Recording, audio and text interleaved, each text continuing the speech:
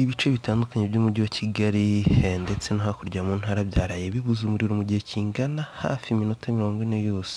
Ukaba uri kwibaza uti ese ibi biterwa n'iki? Akenshi ibi ngibi biterwa n'uko umuriro uri guturuka ku ngomero n'uw'abantu bari gushaka cyangwa se consumption bitari guhura. Akenshi ibi ngibi bashobora guterwa n'uko hari urugomero rwavuyeho cyangwa se hari linya y'amashanyarazi yavuyeho yahaga igice kinini. Ibi bishobora guterwa n'uko hari nk'igiti cyaguyemo bigatuma izo linye bidashobora gukunda ko bihereza ibice binini.